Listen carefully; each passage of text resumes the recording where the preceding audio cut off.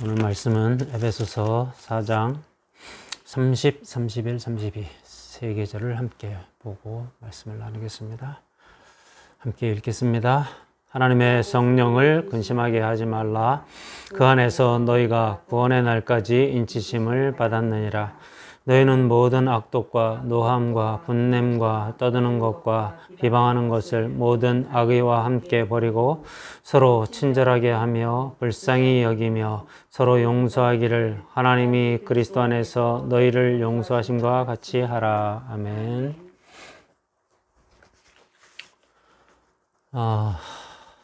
네, 오늘은 드디어 에베소서 4장의 대미 마지막 세 계절을 보게 됩니다. 말씀을 준비하며 또 하루 한 번에 치열한 영적 전쟁을 치루었습니다. 왜냐하면 오늘 말씀이 저를 향한 말씀들이어서 더욱 그랬습니다. 성령을 근심하게 하지 말라 이렇게 말씀하시고, 성령을 근심하게 하는 요인들로 악의와 분냄과 노함과 떠듬과 비방과 모든 악의 이런 얘기를 할 때에 제가 먼저 성령이 저를 만지시고 저를 책망하시는 것들을 제가 느꼈기에 이 한 주간 말씀을 준비하며 치열한 전쟁이 있었음을 고백합니다. 오늘의 설교는 그래서 이 설교를 듣는 성도들에게 선포되는 것인 동시에 저 자신에 대한 선포이다, 고백적인 설교다 이렇게 말씀드릴 수 있겠습니다. 지난주까지 우리는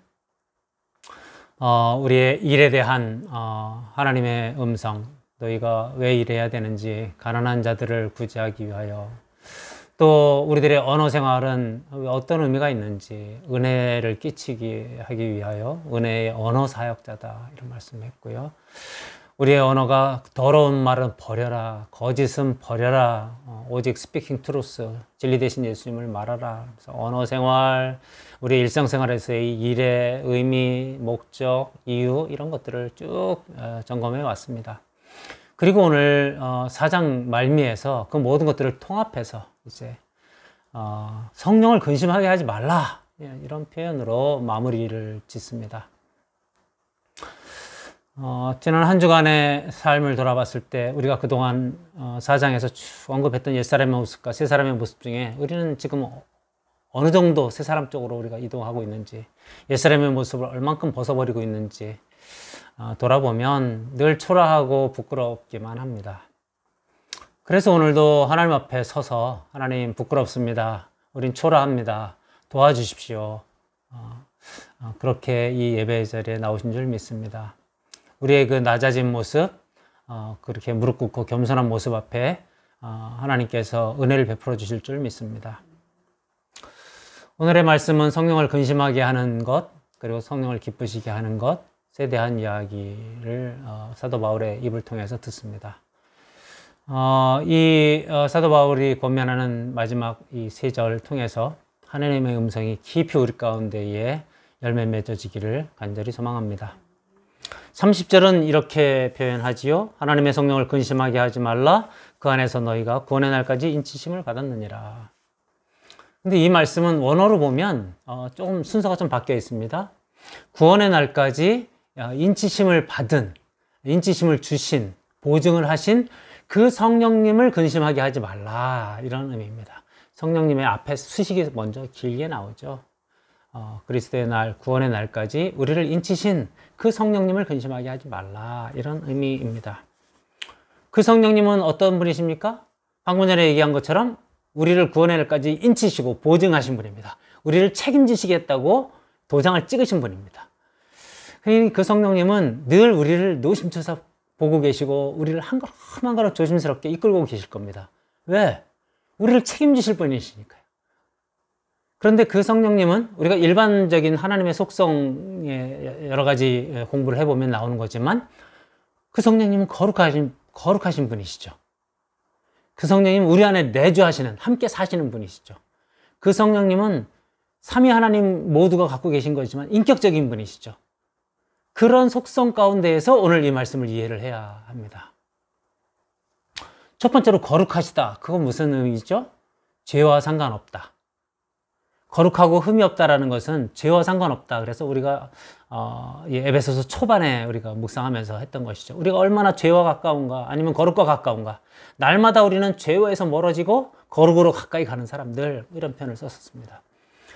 거룩으로 가까워가면 가까워갈수록 성령님, 거룩하신 하나님은 당신을 닮아가니까 기뻐하실 겁니다.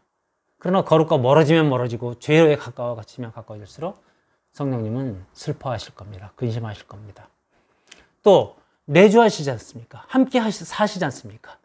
함께 사시는 그분이기 때문에 이 성전된 우리 몸이 더러워지고 뭐 죄로 가득하고 하나님이 말씀하신 그 옛사람에 가까워지는, 새 사람에서 멀어지고 옛사람으로 가까워지는 모습이 얼마나 답답하고 속상하고 근심되시겠습니까?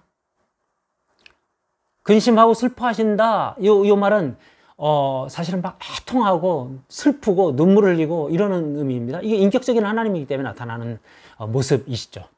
이게 이제 일반적인 성령님의 모습입니다. 그런데 이 성령님을 대해서 성경에서는 뭐라고 표현하죠? 보혜사, 이렇게 표현하죠. 예수님이 요한복음 14장 16절에 이렇게 표현하시죠. 내가 아버지께 구하겠으니 그가 또 다른 보혜사를 너희에게 주사. 예수님이 이제 승천하시기 전에 제자들에게 여러 가지 고별 인사를 하면서 내가 또 다른 보혜사를 너희에게 주겠다. 내가 떠나감이 너희에게 유익이다. 이런 표현을 쓰시죠. 그 보혜사가 영원토록 너희와 함께 있게 하리니, 이렇게 말했습니다. 보혜사라는 단어는 어떤 의미를 갖죠? 파라클레이토스, 함께 있는 자, 인터세서. 그래서 우리를 중보자, 중재자, 위로자, 컴포터, 위로자, 카운셀러, 상담자, 이런 의미들을 가지고 있습니다. 그러다 보니 이 보혜사 성령님은 우리를 위로하시는 분입니다. 우리가 슬플 때 우리를 위로하시는 분이십니다. 또 우리가 하나님과 뭔가 막혔다라고 생각할 때 그 중간에서 중재하시고 중간에서 중보해 주시고 우리를 위해서 대신 기도해 주시는 그런 분이십니다. 그래서 우리 안에 계시기 때문에 우리의 마음을 잘 아십니다. 동시에 하나님 본인, 삼위일체 하나님이시기 때문에 하나님의 마음도 잘 아시는 분입니다. 그러니 그 하나님의 마음과 우리 마음 사이에서 서로를 엮어주기 위해서 중재하시고 중보하시는 그런 하나님이십니다. 탄식하고 기도해 주시는 분이십니다. 그리고 카운셀러, 우리가 어렵습니다. 하나님 죽겠습니다. 그러면 우리의 음성에 귀 기울여 주시는 분입니다. 우리의 세밀한 그 목소리에 귀를 기울여 주시고 들어주시는 분입니다. 그리고 우리에게 가르쳐 주신 예수님의 말씀들을 깨닫게 하시고 생각나게 하시고 인도해 주시는 분이십니다. 이런 것들이 보혜사가 우리 가운데 의미하는 바입니다. 그런데 오늘 에베소 4장 3절에는 특별히 우리를 하나 되게 하신 분, 이렇게 표현합니다. 성령이 하나 되게 하신 것을 힘써 지키라, 이렇게 표현했죠. 우리를 이미 하나 되게 하신 분입니다. 하나님과 우리 사이에 하나됨, 이웃과 이웃 사이에 하나됨, 이런 하나 되게 하시는 분이 또한 성령님이십니다. 자, 이렇게 보혜사에 대한 이해를 가지고 보면 보혜사는 왜 근심하시죠? 하나 되게 하는 걸 깨트리면 근심합니다. 분리되고 갈등하고 싸우고 전쟁하면 성령님은 슬퍼하십니다. 왜냐하면 하나 되게 하신 분이니까요. 인간 사이엔 그렇고요. 하나님과 분리되면 그건 죄의 문제죠. 죄. 우리가 죄로 달려가고 하나님으로부터 멀어지고 거룩으로부터 멀어지고 그러면 보혜사는 슬퍼합니다. 그리고 또 불순종의 문제. 계속해서 가르치고 이렇게 해라, 이 길로 가라 이렇게 말하는데 그 길로 안 가요. 고집 부려요. 거절하고 도망갑니다. 나는 내 길로 갈래. 그리고 싫어 싫어 싫어 애기가 앙탈 부리듯이 그러면서 딴 길로 가고 있는 우리들의 모습이 보일 때 성령님은 근심하십니다. 그것이 일반적인 모습들의 성령님이 근심하시는 모습입니다. 그런데 오늘 본문 31절은 그런 일반적으로 도망가고 성령님을 근심하게 하는 것 말고 특별한 5가지를 이야기하면서 성령님을 근심케 하지 말라, 이렇게 언급합니다. 어떤 건지 하나씩 좀 살펴보기를 원하는데요. 첫 번째는 제가 말씀 먼저 읽겠습니다. 너희는 모든 악독과 노함과 분냄과 떠드는 것과 비방하는 것을 모든 악의와 함께 버리고, 이렇게 5가지를 이야기했습니다. 근데 이 5가지는 악독, 악독이라는 단어는 피크로스라고 하는 헬라어 단어를 쓰는데 그 피크로스라는 단어는 비터 루트, 쓴뿌리라는 단어와 동일한 단어입니다. 히브리서 12장 15절에 이런 말씀이 있습니다. 너희는 하나님의 은혜에 이르지 못하는 자가 없도록 하고 또 쓴뿌리가 나서 괴롭게 하여 많은 사람이 이로 말미암아 더럽게 되지 않게 하며, 쓴뿌리가 나서 괴롭게 되고 많은 사람을 더럽게 하는 그런 자가 되지 말라. 쓴뿌리는 자신을 괴롭게 할 뿐만 아니라 많은 사람을 더럽게 하는 것이다, 이렇게 표현하면서 그 쓴뿌리, 피크로스라는 단어를 씁니다. 그러니까 이 악독이라는 단어는 쓴뿌리, 이렇게 이해하시면 됩니다. 쓴뿌리는 무엇인가요? 우리 속에 있는 어떤 것들입니다. 우리 속에 깊은 곳에 있는 어떤 것들입니다. 근데 썩었습니다. 씁니다. 그래서 우리를 더럽게 하고 우리를 괴롭게 하고 남을 또 더럽게 하는, 그것이 튀어나오면 이런 게 쓴뿌리, 악독입니다. 로마서 1장 28절에서 29절은 이렇게 표현합니다. 합당치 못한 일을 하셨으니, 이방인들이죠. 모든 시기, 살인, 분쟁, 사기, 악독이 가득한 자다. 이방인, 하나님으로부터 멀어진 자들의 특징은 이 악독, 이 쓴뿌리가 가득한 자를 이방인들, 악한 자들이다, 이렇게 표현을 합니다. 두 번째, 노함. 이렇게 쓴뿌리가 있는 자들은 순간순간 노함이라고 하는 현상이 나타납니다. 띠우모스라고 하는데요, 쓴뿌리에서 시작돼서 나타나는 현상입니다. 우리는 분노합니다. 노합니다. 근데 이거를 띠우모스라고 하는 단어는 끓어오르는 분노, 보일링 와인, 포도주가 끓고 있는 현상, 이런 것들로 의미를 합니다. 그러다가 심하게는 자신이 미치거나 죽게 되는 정도까지 이르죠. 아마 분노가 심한 분들이 우울증에 빠지게 되는 확률이 많죠. 그래서 여기서는 이제 미치게 된다, 이런 표현까지 쓰는 것 같습니다. 그런데 저는 그 끓어오른다라는 단어에 좀 주목을 해 보았습니다. 노함은 내 안에서 부글부글 끓는 것입니다.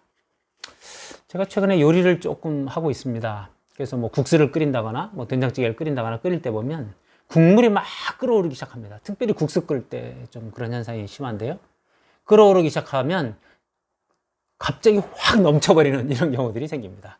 노함이 갖고 있는 특징이 그렇습니다.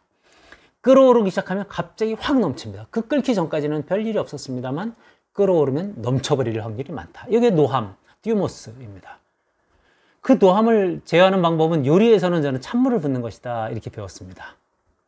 근데 사실 이제 이 말씀을 묵상하면서 노함을 어떻게 제어할까, 이런 고민을 해봤는데 성령님이 제어하시면 제어됩니다. 마치 찬물을 붓는 것과 똑같다, 이런 생각을 해보았습니다. 그렇지만 일시적이죠. 일시적으로 진정이 되지만 그것이 아예 사라지지는 않습니다. 이게 저에게 큰 고민이 되었던 말씀 중에 하나입니다. 이 쓴뿌리가 쉽게 사라지지 않습니다. 또한 이 쓴뿌리로 말미암아 이 노함이 쉽게 진정되지 않고 또 올라오고 또 올라오고, 잠깐 정지되지만 또 올라오는, 이런 아주 고민스러운 일이 우리 안에 있다는 것을 알게 되었습니다. 세 번째가 분냄입니다.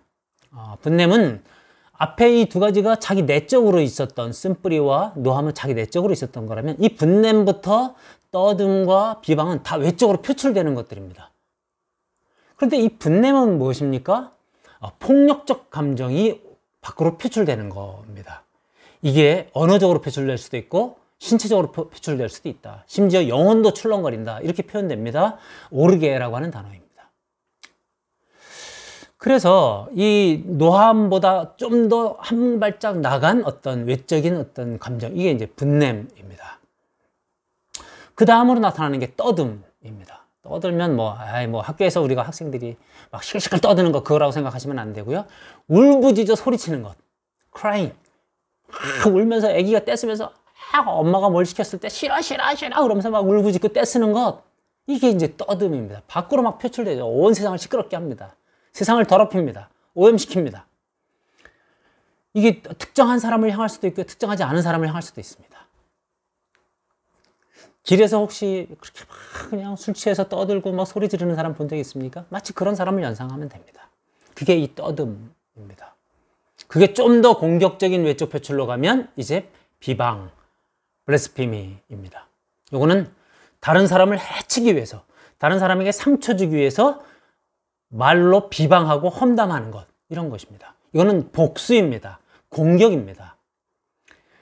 원수 갚는 것이 내게 있으니 내게 맡기라, 그렇게 하나님 말씀하셨는데, 싫습니다, 제가 하겠습니다, 하나님의 말씀에 불순종하는 것입니다. 그래서 이 5가지는 내적인 것 2가지, 외적인 것 3가지로 해서 성령을 근심케 합니다. 우리 안에 계신 성령님이 이걸 다 아세요. 우리는 성령님 모른 척하죠. 한번 생각해 보십시오. 성령님이 우리 안에 계신데 우리가 모른 척한다고 생각해 보십시오. 성령님은 그 모른 척하는 것만으로도 슬프실 거예요. 성령님 어디 계십니까? 찾아봐야 됩니다. 내 안 깊숙이 어디 계신지 찾아봐야 됩니다. 찾아보는 행위라도 가끔 하면 괜찮지요. 아예 계신 것 생각지도 않을 뿐 아니라 가끔 성령님이 내 안에서 너 그렇게 하면 되니? 그러면 성령님 가만히 계세요. 성령님을 소멸해버리고 성령님을 회방합니다. 성령님을 떠나라고 얘기합니다. 당신은 내 안에 있을 이유가 없어요. 떠나세요. 이렇게 말합니다.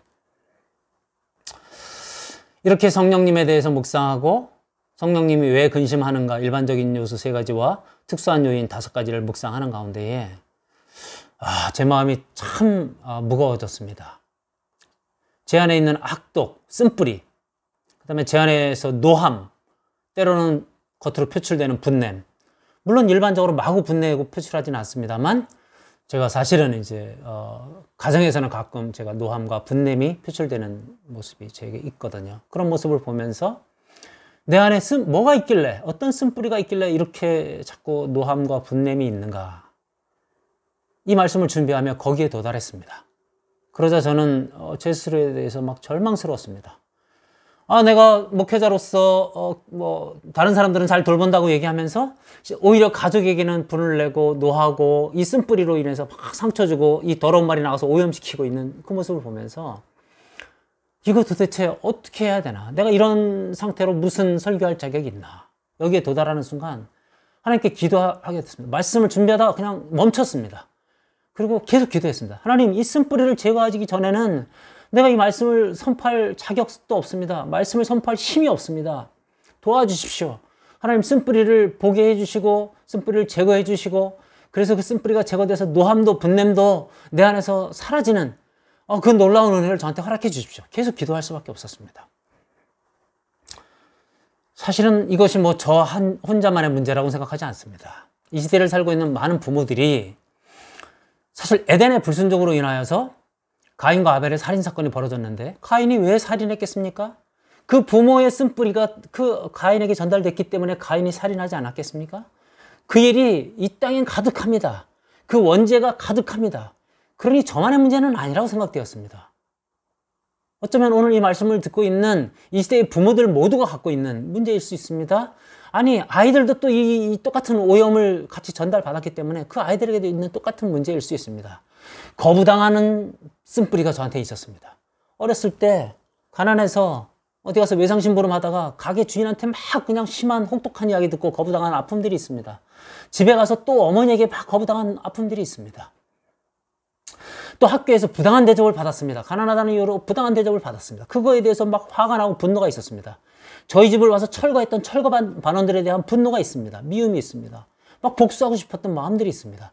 그러나 그들을 어떻게 할 수 없습니다. 이제 다 멀어졌습니다. 아버지에게도 칭찬받지 못하고 사랑받지 못했던 그 슬픔이 있습니다. 근데 떠나가셨습니다. 어떻게 합니까? 그 쓴뿌리들이 남아있단 말이죠.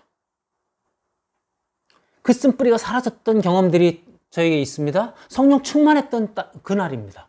성령 충만했던 날은 그 미움이 사라졌었습니다. 그러니 마치 부글부글 끓고 있었던 그 냄비가 물을 쫙 끼얹으면 잔잔해지듯이 성령 충만할 때만 저는 잔잔해집니다. 그런데 성령 충만했다고 쓴뿌리가 완전히 사라지나요? 사라지지 않습니다. 어떤 분들은 성령 충만하면 한 번에 사라져버린다고 얘기하시는데 저는 묻고 싶습니다. 그럼 바울은 왜 마지막 날까지 오호라 나는 공고한 사람이로다. 내가 원하는 바 선은 행치 않고 원치 않는 바 악을 행하는도다 고민했을까요?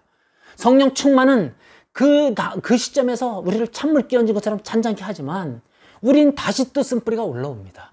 사단이 그걸 헤집어서 또 끌어올립니다. 그렇기 때문에 우리는 죽을 때까지 이 싸움을 해야 됩니다. 성령 충만이 아니고서는 이걸 잠잠케 할 수가 없습니다. 끝없이 성령 충만해야 합니다. 이 영적 전쟁을 끝까지 치러야 합니다. 이 한 주간 그 영적 전쟁을 치렀습니다. 그리고 도저히 힘들어서 견딜 수가 없어서 기도하다 안 돼서 제가 그냥 이 책 저 책을 뒤지다가 오래전에 읽었던 책 한 권을 찾아냈습니다. 두란노 서원에서 나왔던 상한 감정의 치유. 상한 감정의 치유. 데이빗 시멘스. 오래된 책입니다. 상한 감정의 치유를 쭉 여기저기 막 들쑤시면서 읽었습니다. 순서 없이 읽었습니다. 그러다가 그 속에서 하나님의 음성이 조금씩 들리기 시작했습니다. 얘야, 내 마음을 내가 안다. 제가 그 하나님께 이렇게 여쭤봤습니다. 하나님, 당신이 나를 어떻게 아세요? 내가 그 어렸을 때 그 막 외상심부름 하다가 쫓겨난 그 마음을 당신이 어떻게 아세요? 내가 아버지한테 참 칭찬 한번 못 받고 꾸중만 받았던 건 어떻게 아세요? 학교에서 그 부당한 선생님한테 부당하게 쫓겨난 걸 당신이 어떻게 아세요? 하나님이 십자가에서 예수님을 못 박으셨던, 스스로를 못 박으셨던 그 장면에서 그렇게 말씀하십니다. 내가 군병들에게, 그 하찮은 군병들에게 내 힘으로 얼마든지 그 자리에서 멸망시킬 수 있는 그 하찮은 군병들에게 조롱과 멸시를 당하였다. 내가 그렇게 먹이고 사랑하고 입혔던 그 제자들에게 배신을 당했다. 다 도망가지 않았느냐? 저주하며 배신하지 않았느냐?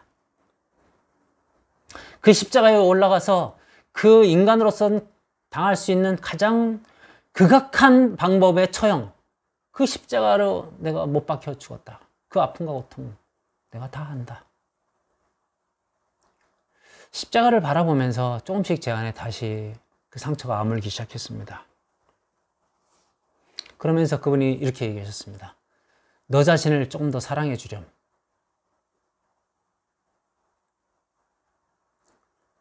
네가 네 자신을 못 살게 끌고 있구나.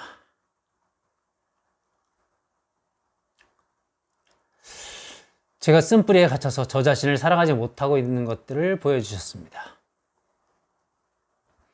저 자신을 사랑하지 못하는데 남을 어떻게 사랑할 수 있겠습니까? 제 싸움은 지금 그 싸움입니다. 저 자신을 사랑하는 것에서 남을 더 사랑할 수 있게 되는 시작이 된다는 것을 하나님이 저에게 말씀해 주셨습니다.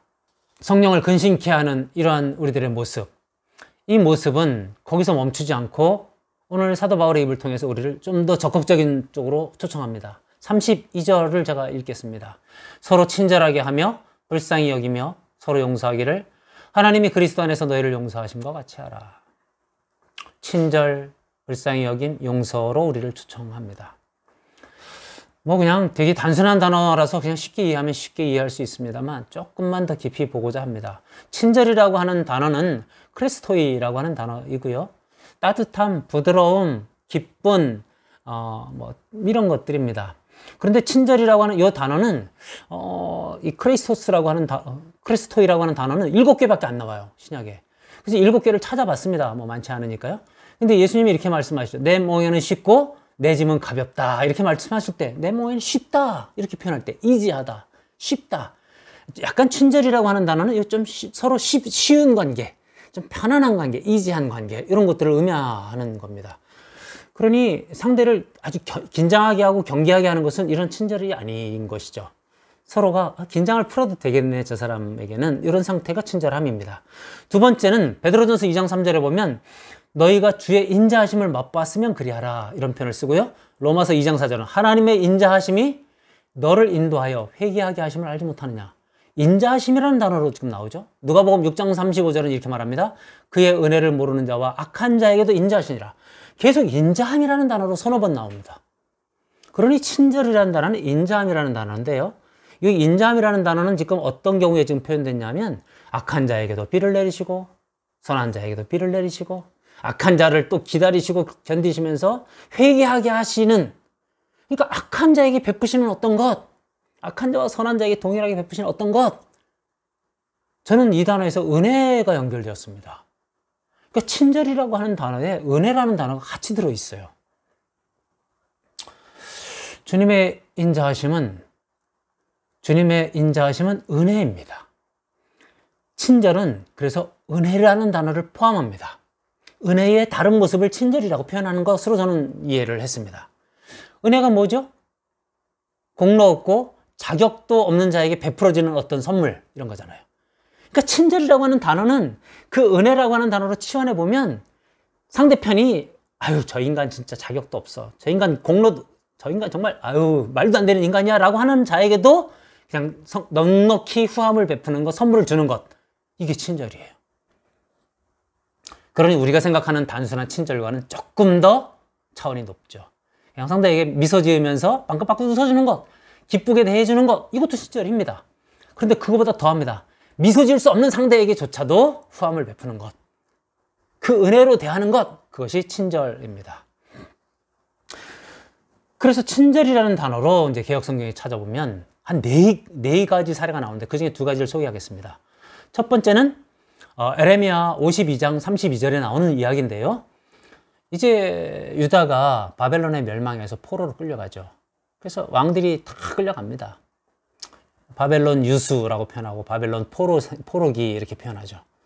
유다에서 4,600명 정도가 끌려갑니다. 그 중에 유다에서 마지막 왕의 전왕 여호야긴이라는 왕이 있습니다.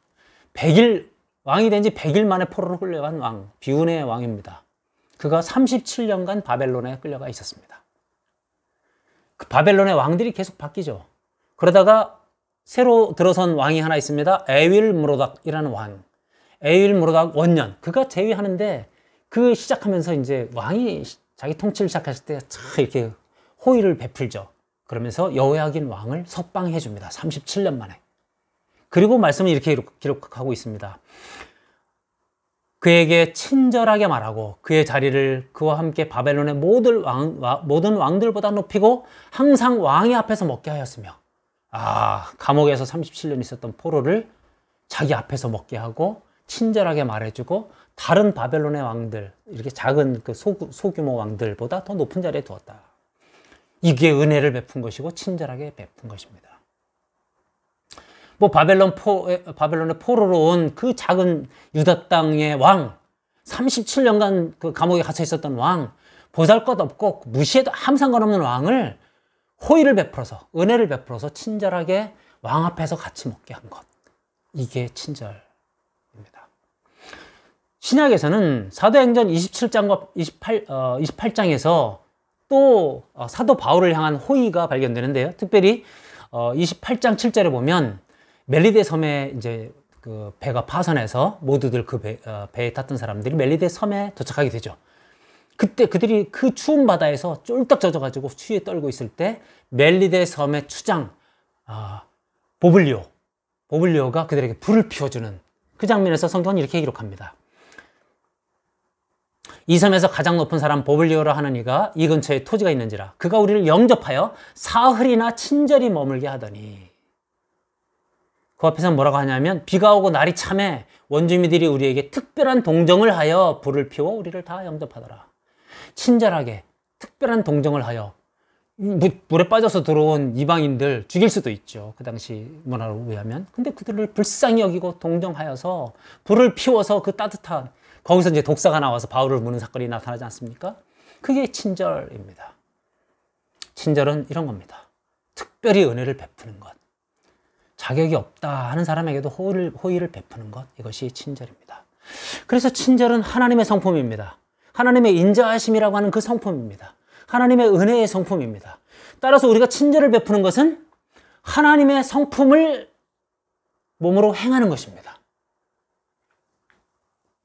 그게 세 사람의 모습인 거죠. 두 번째, 불쌍히 여기며. 유스프라그 크노이, 뭐 어려운 헬라어입니다. 그런데 그냥 성경에서 보면 이렇게 말합니다. 베드로전서 3장 8절에 보면 이렇게 말합니다. 베드로 사도가 말하는 거죠. 마지막으로 말하노니 너희가 다 마음을 같이하여 동정하며 형제를 사랑하며 불쌍히 여기며 겸손하며.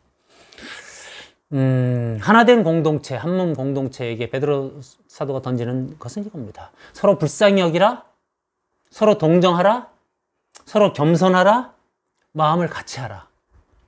불쌍히 여김과 동정하며를 같이 이렇게 묶어서 말하고 있습니다. 불쌍히 여기는 모습을 상상해 봤습니다. 그냥 마음으로 저 친구 참 불쌍하네 이렇게 생각해 볼 수도 있습니다만, 불쌍히 여김이라고 하는 단어는 이제 긍휼이라는 단어랑 연결이 되죠. 그래서 우리가 너무나 잘 알고 있는 그 히브리서에 보면 그런 말씀을 하시죠.